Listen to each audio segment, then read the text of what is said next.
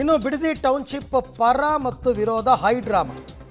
ಒಂದು ಕಡೆ ಬಿಡದಿ ಯೋಜನೆ ವಿರೋಧಿಸಿ ರೈತರ ಹೋರಾಟ, ಮತ್ತೊಂದು ಕಡೆ ಯೋಜನೆ ಪರ ಭೂಮಾಲೀಕರಿಂದ ಪ್ರತಿಭಟನೆ. ಭೈರಮಂಗಲದಲ್ಲಿ ಯೋಜನೆಯ ಪರ ಭೂಮಾಲೀಕರು ಪ್ರತಿಭಟನೆಯನ್ನು ಕೂಡ ಮಾಡಿದ್ದಾರೆ. ಈಗಾಗಲೇ ಕೆಂಪು ಧ್ವಜ ಹಿಡ್ಕೊಂಡಿದ್ರಲ್ಲ ಅವರೇನೆ.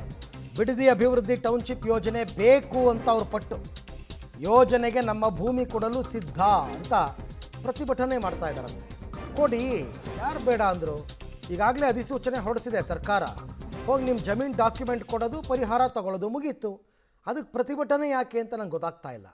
ಇಷ್ಟ ಇರೋರು ಜಮೀನು ಕೊಡ್ತಾರೆ, ಇಷ್ಟ ಇಲ್ಲದವರು ಜಮೀನು ಕೊಡಲ್ಲ, ಅಷ್ಟೇ.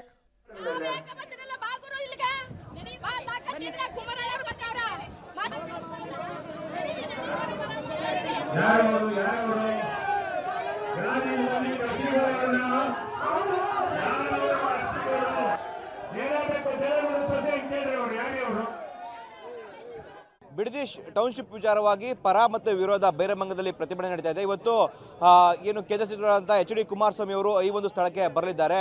ನಾನಿರುವಂಥದ್ದು ಏನು ಈ ಒಂದು ಯೋಜನೆಯ ಪರವಾಗಿರುವಂಥ ಒಂದಷ್ಟು ರೈತರಲ್ಲಿ ಪ್ರತಿಭಟನೆ ಮಾಡ್ತಾ ಇರುವಂಥ ದೃಶ್ಯಾವಳಿಗಳನ್ನು ಗಮನಿಸ್ತಾ ಇರುವಂಥದ್ದು. ಕುಮಾರಸ್ವಾಮಿ ಅವರು ಈ ಒಂದು ಯೋಜನೆಯ ವಿರುದ್ಧವಾಗಿರುವಂತಹ ಇಲ್ಲೇ 200 ಮೀಟರ್ ದೂರದಲ್ಲಿರುವಂಥ ಒಂದು ಪ್ರತಿಭಟನಾ ಸ್ಥಳಕ್ಕೆ ಅಲ್ಲಿ ಹೋಗ್ತಾರೆ. ಅದಕ್ಕೂ ಮುಂಚೆ ಇಲ್ಲಿಗೆ ಬಂದು ಹೋಗಿ ನಮ್ಮ ಪ್ರಶ್ನೆಗಳಿಗೆ ಉತ್ತರ ನೀಡಿ ಎಂಬ ನಿಟ್ಟಿನಲ್ಲಿ ಕೂಡ ಇಲ್ಲಿ ಪ್ರತಿಭಟನೆಗೆ ಕುಳಿತಿರುವಂಥ ದೃಶ್ಯಾವಳಿಗಳನ್ನು ಗಮನಿಸ್ತಾ ಇದ್ದೀವಿ.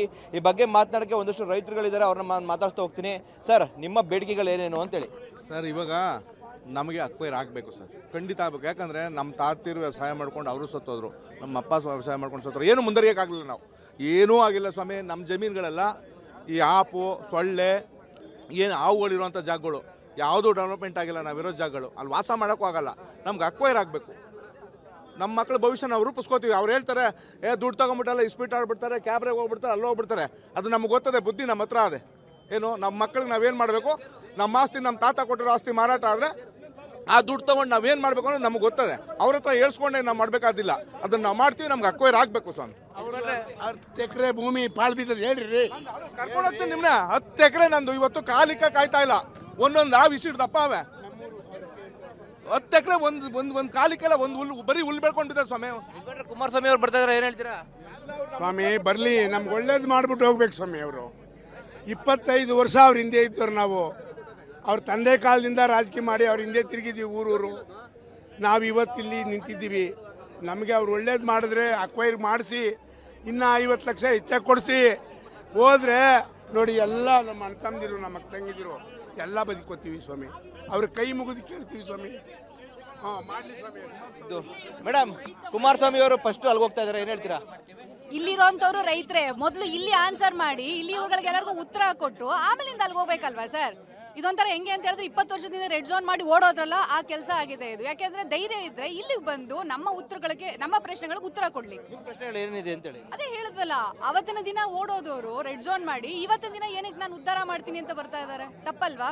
ಇಲ್ಲಿರ್ತಕ್ಕಂಥ ರೈತರುಗಳು ಏನಿದ್ದಾರೆ, ಇವ್ರುಗಳಿಗೆ ಏನೇನು ಪರಿಹಾರ ಕೊಡ್ತಾ ಇದ್ದಾರೆ, ಏನೇನಿದೆ ಅದೆಲ್ಲವೂ ಕೂಡ ಅವ್ರು ಮಾಡ್ತಾ ಇದ್ದಾರೆ ಅಂತ ಸಂದರ್ಭದಲ್ಲಿ ವಿರೋಧವನ್ನ ವ್ಯಕ್ತಪಡಿಸಿ, ಇವತ್ತೂ ಅಷ್ಟೇ ನೋಡಿ, ಇಲ್ಲಿ ಮಾತಾಡೋದನ್ನ ಬಿಟ್ಟು ಈಗ ಡೈರೆಕ್ಟ್ ಆಗಿ ಅಲ್ಲಿಗೆ ಹೋಗ್ತಾ ಇದ್ದಾರೆ. ಅಂದ್ರೆ ಅವರು ರೈತರು ಅಂದ್ರೆ ಇಲ್ಲಿರ್ತಕ್ಕಂಥವ್ರು ರೈತರೇ ಅಲ್ವಾ?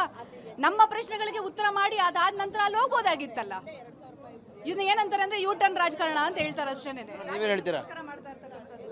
ಸರ್, ನಾವು ಜಾನಕಮ್ಮ ಅವರು ಸರ್, ಕುಮಾರಸ್ವಾಮಿ ಅವರು ರಿಜಿಸ್ಟರ್ ಆಗೋದು ಮುಂಚೆನೇ ಬಂದು ಸರ್ಕಾರ ರಿಜಿಸ್ಟರ್ ನಿಲ್ಲಿಸ್ತದೆ ಅಂತಿದ್ರಲ್ಲ, ಅವಾಗೇ ಬಂದು ರಿಜಿಸ್ಟರ್ ಸ್ಟಾಪ್ ಮಾಡಿ, ಆ ರಿಜಿಸ್ಟರ್ ಸ್ಟಾಪ್ ಮಾಡೋವರೆಗೂ ಇದ್ರು, ನೋಟಿಸ್ ಬರೋವರೆಗೂ ಇದ್ರು. 14 ತಿಂಗಳಿಂದ ರೈತರು ಧರಣಿ ಮಾಡ್ತಾನೆ ಅವ್ರೆ. 14 ತಿಂಗಳಿಂದಾನು ನಿಮ್ಮ ಕಷ್ಟ ಏನು, ನಿಮ್ಮ ಸುಖ ಏನು ಅಂತ ಬಂದು ಕೇಳಲಿಲ್ಲ. 14 ತಿಂಗಳು ಆದಮೇಲೆ ಇವಾಗ ಬಂದ್ಬಿಟ್ಟು ಅದು 6-1 ಆಗಿ ದುಡ್ಡು ತಗೊಂಡ್ಮೇಲೆ ಇವಾಗ ಬಂದ್ಬಿಟ್ಟು ನಿಲ್ಲಿಸ್ತೀನಿ ಅಂದರೆ ನಮ್ಮ ರೈತರು ನಮ್ಮ ಜನ ಅಂತಾರೆ ಹೇಳ್ತಾರಲ್ಲ ಸರ್. ಇವಾಗ ರೈತರಿಗೆ ಎಲ್ಲರಿಗೂ ಎಷ್ಟು ಸಾಲ ಇದೆಯೋ ಅಷ್ಟು ಸಾಲನೂ ಅವ್ರು ತೀರಿಸ್ಬಿಡ್ಲಿ. ನಾಳೆನೇ ಅವ್ರ ಅಕೌಂಟ್ಗೆಲ್ಲ RTGS ಮಾಡಿಸ್ಬಿಡ್ಲಿ.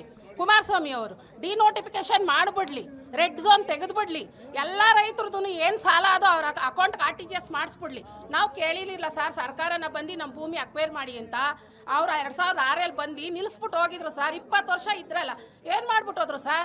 ಕ್ಯಾನ್ಸಲ್ ಮಾಡ್ಬಿಟ್ಟು ಹೋಗ್ಬೇಕಾಗಿತ್ತು. ನಾವು ಅದನ್ನೇ ಕೇಳೋದು ರೈತರು. ಇವಾಗ ಎಲ್ಲ ಸಾಲನು ತೀರಿಸ್ಬಿಡ್ಲಿ. ಬಡವರು ಬಗ್ಗರಿಗೆಲ್ಲ ರೋಡ್ ಇಲ್ವಲ್ಲ ಸರ್, ರೋಡೆಲ್ಲ ಮಾಡ್ಕೊಟ್ಬಿಡ್ಲಿ ಜಮೀನುಗಳಿಗೆ. ನಾವು 1 ಕಿಲೋಮೀಟರ್ ಹೊರ್ಬೇಕು ಸರ್ ಹುಲ್ಲು. ನಮಗೆ ಕಷ್ಟ ನಮಗೆ ಗೊತ್ತು. ಅವ್ರು ಹೇಳ್ತಾರೆ ಎ ಸಿ ರೂಮ್ ಮೇಲೆ ಕುತ್ಕೊಬಿಟ್ಟು 5 ವರ್ಷಕ್ಕೊಂದ್ಸತಿ ಬರ್ತಾರೆ, ರೈತರು ಮುಖ ತೋರಿಸ್ತಾರೆ, ಹೋಗಿ ಕುತ್ಕೊಬಿಡ್ತಾರೆ. ನಾವು ರೈತರು ಏನ್ ಮಾಡ್ಬೇಕು ಇವಾಗ? ರೈತರ ಮಾತಾಗಿರುವಂತದ್ದು ಅಂದ್ರೆ ಸಾಕಷ್ಟು ವಿರೋಧವನ್ನ ಒಂದ್ ಕಡೆ ವ್ಯಕ್ತಪಡ್ತಾ ಇದ್ದಾರೆ, ಇನ್ನೊಂದ್ ಕಡೆ ಪರವಾಗೂ ಕೂಡ ಸಾಕಷ್ಟು ಆಗ್ರಹಗಳು ಕೇಳಿಬರ್ತಾ ಇದೆ. ಕುಮಾರಸ್ವಾಮಿ ಅವರು ಕೇವಲ ಯೋಜನೆಯ ವಿರೋಧ ಇರೋರ ಹತ್ರಕ್ಕೆ ಹೋಗಬಾರ್ದು, ಪರವಾಗಿ ಇರೋರ ಹತ್ರಕ್ಕೂ ಕೂಡ ಬರಬೇಕು. ಯಾಕಂದ್ರೆ ರೆಡ್ ಝೋನ್ ಅನ್ನ ಮೊದಲು ಕಲ್ಪಿಸಿದ್ದೆ ಅವರು, ಇದೀಗ ಯೂಟರ್ನ್ ರಾಜಕಾರಣವನ್ನ ಮಾಡ್ತಾ ಇದ್ದಾರೆ. ಮೊದಲು ಇಲ್ಲಿ ಆನ್ಸರ್ ಮಾಡಿ ತದನಂತರ ಆ ಕಡೆ ಹೋಗ್ಲಿ ಅಂತೇಳಿ ಕೂಡ ಇಲ್ಲಿ ಆಗ್ರಹನ ಮಾಡ್ತಾ ಇರುವಂತದ್ದು. ಕ್ಯಾಮ್ರಾ ಪರ್ಸನ್ ವಿನೋದ್ ಜೊತೆ ರೋಹಿತ್ ದೇವರಹಳ್ಳಿ, ಪಬ್ಲಿಕ್ ಟಿವಿ, ಬೈರಂಗಲ. ಒಟ್ಟಾರೆ ಬೈರಮಂಗಲದಲ್ಲಿ ಇವಾಗ ಪರ ವಿರೋಧದ ಇರ್ತಕ್ಕಂಥ ರೈತರಿದ್ದಾರೆ.